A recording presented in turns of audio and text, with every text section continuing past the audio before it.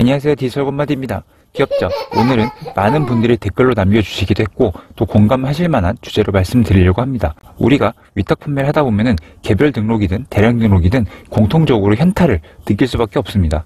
지난 영상에서도 말씀드렸지만 내가 양으로 승부를 하는 대량 등록을 하든 아니면 질로 승부하는 최저가 개별 등록을 하든 생각보다 많이 나지 않는 매출과 수익률, 그리고 생각보다도 꽤 자주 만나게 되는 진상 고객들, 그리고 연락도 안 되고 갑자기 품절시켜버리는 공급사들 등등 여러모로 참 힘든 게 많죠. 자, 그래서 하다 보면은 참 현타도 많이 오고 힘든 경우가 많은데, 자, 유튜브도 보다 보면은 나 말고는 다 잘 되는 것 같고, 또 여러 단톡방들도 들어가서 이야기도 나누고 하다 보면은 뭐 누구는 몇 달 만에 순수익 1,200만 원씩 잘 버는 것 같은데 나만 안 되는 것 같죠. 근데 사실은 나만 못하는 게 아니라 다들 비슷한데 일부 잘하는 사람들만 본인 자랑을 하고 성공 사례가 보이니까 거기에 현타가 오는 거라고 보시면 됩니다. 그래서 오늘 말씀드릴 주제는 크게 두 가지인데요.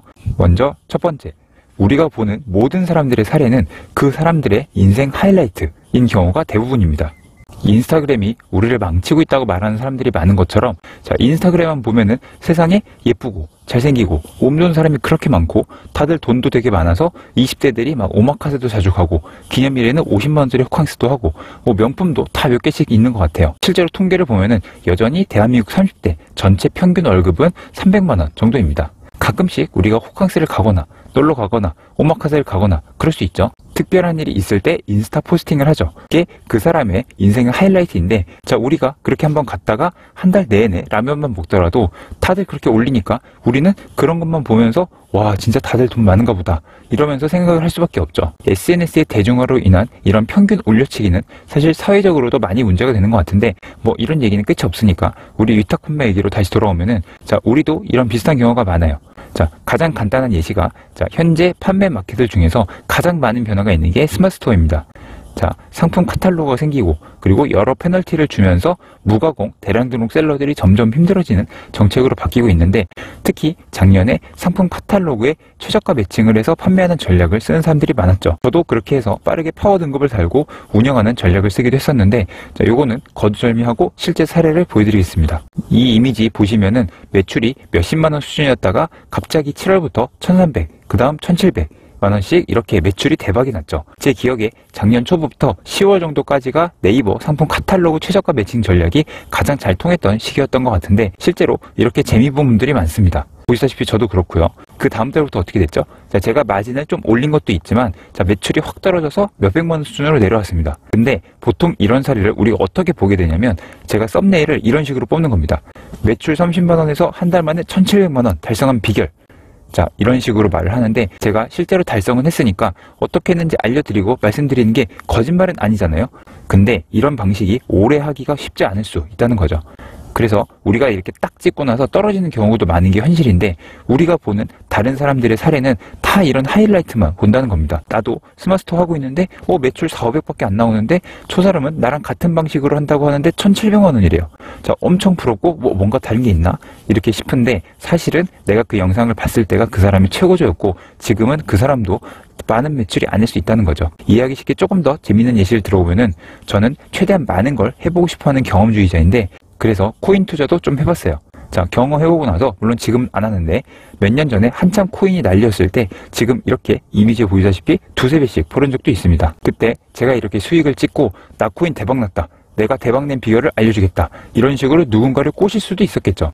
자, 근데 현실은 지금 보시다시피 이렇게 마이너스 94%입니다. 물론 일부 남긴 그런 금액이긴 하지만, 자, 어쨌든 어떤 사람의 성공이나 사례들이 그게 계속 지속되는 것도 아니고, 그래서 나만 못한다고 생각할 필요가 없다는 겁니다. 그래서 제가 가끔 이렇게 제 매출을 보여드릴 때도 그 한 달만, 딱 대박난 한 달만 보여드린 게 아니라 비교적 긴 기간을 같이 보여드리는 것도 우리가 꾸준히 유지하는 게 정말 중요해서거든요.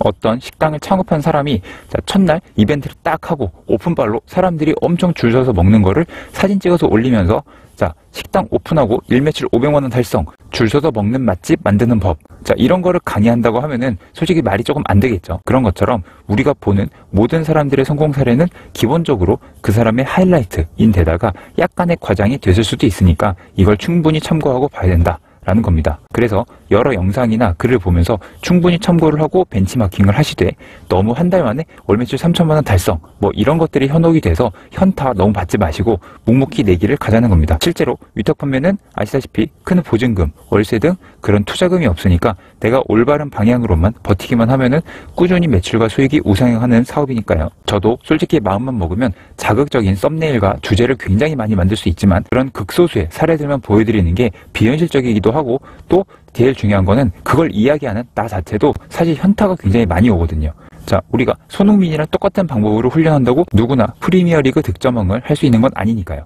자, 제 채널 구독자분들은 현실적으로 위탁 판매를 바라보시는 분들이 상대적으로 많으시기 때문에 어떤 말씀인지 잘 아실 것 같고요. 근데 그래도 이렇게만 말하고 끝나면은 너무 현실 팩폭만 하고 끝나는 거니까 조금 더 말씀을 드려볼게요. 자, 아까 말씀드렸던 두 번째, 내가 본 그 성공 사례 하이라이트를 그러면 나도 하려면 어떻게 해야 할까입니다. 자, 이거는 예전부터 가끔 말씀드린 주제이기도 한데 우리가 공부건, 운동이건, 사업이건 성공을 하려면 최소 상위 10% 안에는 들어가야 가능하겠죠. 자, 우리가 전국 1등 모범생들만 서울대에 모아놔도 그 안에서 또 노는 학생, 부류들이 생기게 되죠. 대학을 진학할 때도 우리가 서울대를 목표로 한다 이렇게 했을 때 대치동에서 사교육비 한 달에 몇백씩 쓰면서 피 터지게 공부를 할 수도 있고요. 자, 그렇게 해서 정시를 볼 수도 있고 근데 누군가는 학고율이 조금 적은 타 지역으로 벗어나서 정규 1등을 계속 유지하면서 내신으로 승부를 볼 수도 있습니다. 우리도 온라인 판매를 하면서 기본적으로 내가 어느 필드에서 들어가서 싸울 것인가 이거를 정하고 시작해야 되는데 생각보다 이거를 많이 생각하지 않고 그냥 무작정 아무 데서나 열심히만 하자 이러시는 분들이 생각보다 많아요. 예시로 가장 힘든 시장 중 하나를 보여드릴게요. 소고기를 검색하면 이렇게 나오는데 일단 소고기를 내가 사입이든 위탁이든 공급받을 수 있는 곳 자체를 알아보는 게 난이도가 엄청 높겠죠. 자, 그리고 보시다시피 이미 상위 셀러들이 어마어마하기 때문에 당연히 이런 곳은 진입하면 안 되는 곳입니다. 물론 내가 특출난 마케팅 능력을 가지고 있고 좋은 공급사를 찾았거나 혹은 뭐 우리 집이 3대째 소고기 도매를 하고 있는데 여태까지는 오프라인만 했다. 그래서 내가 온라인 진출을 하려고 한다. 이런 아름다운 경우는 할 수 있겠지만 기본적으로 일반인이 소고기 시장 와 크다. 이거 해봐야지. 대박 돈 벌겠다.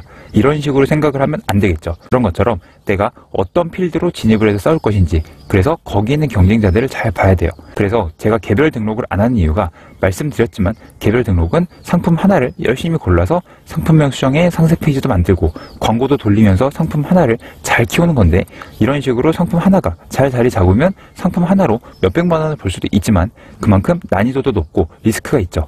자, 말 나온 김에 가볍게 예시를 한번 들어볼게요. 아까처럼 소고기 같은 거는 너무 진입장벽이 높으니까 적당한 상품을 한번 보겠습니다. 캠핑 테이블 같은 게 디자인이 괜찮으면은 브랜드도 상관없이 잘 팔리니까 그런 쪽 키워드를 조금 더 파고 들어가면서 경쟁 강도도 괜찮고 가능성이 있는 키워드를 한번 찾아보겠습니다. 아이템 스카우트, 판다랭크 등 사이트들도 찾아보고 하면서 가볍게 둘러봤는데 입식 테이블이라는 키워드를 찾았어요. 자, 보시다시피 검색량은 PC 1030건, 모바일 2620건으로 적당하고요. 경쟁 강도도 그렇게 높지 않은 키워드였는데 자, 이 키워드의 쇼핑 탭을 보면은 다른 메인 키워드 상품들처럼 리뷰가 막 몇천 개씩은 아닌데 그래도 잘하는 상위 업체들이 리뷰 100개씩은 넘게 있는 곳들이 많죠. 얘네를 다 제치고 1등이 꼭 될 필요는 없지만 그러면 1페이지 10등 안에 드는 걸 목표로 했을 때 내가 얼마나 투자와 노력을 해야 될까 이거를 생각해야 되는 겁니다. 자, 지난 영상에서 프로그램 소개해드린 것처럼 먼저 키워드 검색량을 보고 경쟁 강도를 보고 또 상위 셀러들 하나씩 들어가 보면서 상위 셀러들의 매출 규모를 보면서 내가 어느 정도 매출을 기대할 수 있겠다라는 걸 생각할 수 있는 거죠. 이거는 입식 테이블 상위 셀러 중 하나의 판매량인데 3일에 17개 팔렸고요. 예상 월 수익이 한 120만 원 정도죠. 뭐 이게 엄청난 대박은 아니지만 이런 상품 두세 개만 있어도 웬만한 직장인 월급이 나오기 때문에 충분히 좋은 상품입니다. 다른 엄청난 매출의 상품들보다 좀 더 현실적이기도 하고요. 그러면 어떤 느낌인지 아시겠죠? 이렇게 개별로 등록을 해서 경쟁사를 분석을 하고 상세 페이지를 꾸미고 광고도 하고 이런 시장으로 들어가서 나는 상위 10%에 될 자신이 있고 또 이런 걸 되게 해보고 싶다 라고 생각이 되시면 이쪽으로 가는 거고요. 자, 지금 이런 방식과 조금 차이가 있는 제가 하는 대량 등록 이 방식의 예시는 사진 하나로 설명이 가능합니다. 지금 보시면 제 상품 중 하나를 검색한 화면인데요. 다 이런 식이에요. 아시다시피 솔직히 상품명이랑 상품 데이터 아무리 열심히 수정을 해도요. 검색을 하면은 이런 식으로 다 같이 나오는 경우가 많습니다. 뭐 당연하지만 다들 리뷰도 없고요. 그래서 이 시장은 다분히 상품의 양으로 승부를 보는 거고요. 그리고 지난 영상에서 말씀드린 것처럼 최대한 가공 대량 등록을 하면서 차별화를 조금씩 주는 거죠. 그리고 이게 제가 최근에 판매한 상품들 이름들인데, 자, 지금 쭉 보시면 아시겠지만 다들 참 키워드들이 무난하죠. 특별히 브랜드 없고 적당히 살만한 상품들입니다. 내가 개별 등록을 한다면 절대 쳐다보지 않을 그냥 단순 공산품들이 많죠. 그래서 저는 이런 거를 쫙 깔아놓고 다이소처럼 가격에 너무 민감하지 않은 고객들이 적당히 구매할 수 있는 상품들을 박리다매로 파는 이런 방식을 하는 겁니다. 물론 이 방식도 쉽지는 않습니다. 많이 말씀드렸지만 절대적인 난이도는 다 성공하려면 어렵다고 했었죠. 근데 일단 검색을 하고 시장을 봤을 때 아까 리뷰 몇백 개씩 있는 그 시장들, 자, 거기는 잘하는 선수들이 있는 곳이기 때문에 나도 그에 걸맞는 선수가 되어서 함께 싸워야 됩니다. 굳이 표현을 하자면 저는 개별 등록, 사입시장은 프로의 세계라고 보고요. 위탁 판매, 그 중에서도 대량 등록, 이쪽은 약간 아마추어들의 세계라고 생각을 하는데, 뭐 당연히 둘 중 난이도가 어디가 높을 것인가, 그러면은 나는 성공할 가능성이 어디가 더 높은 것인가, 그런 곳으로 가는 게 맞겠죠. 그리고 둘 다 성공은 쉽지 않다고 해도요, 그 과정에 있어서 스트레스가 최대한 적은 곳을 쓰다 보니까 저는 대량 등록에 조금 더 매력을 느꼈다라고 보시면 됩니다. 물론 저도 나중에 개별 등록이나 사입도 할 생각이 있지만 내가 주 무대를 대량으로 안정적으로 가져가면서 하나씩 시도를 하는 걸로 생각 중입니다. 그래야 실패를 해도 타격이 덜하고요, 안정적이니까요. 자, 오늘 내용을 정리하면은 내가 보는 남들의 성공 사례는 일시적일 수 있다라는 거고요. 그런 사례는 말 그대로 하이라이트인 거니까 참고할 것만 하고 우리 멘탈을 지켜가면서 꾸준히 하는 게 중요하다는 거죠. 자, 그리고 우리도 성공을 하기 위해서 상위 10%를 달성할 만한 필드를 내가 어디를 고를 것인가, 이거에 대해서도 잘 고민해보자는 겁니다.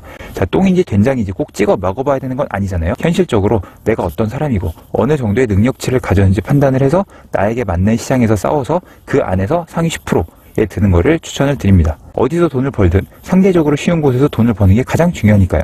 그리고 이런 주제가 나온 김에 내가 어떤 성향이고, 자, 개별이냐 대량이 맞냐, 이런 거에 대해서 판단하는 방법도 다음 영상에서 한번 다뤄보도록 하겠습니다. 그러면 이번 영상도 도움이 되셨길 바라면서 이만 줄이도록 하겠습니다. 감사합니다. 안녕히 계세요.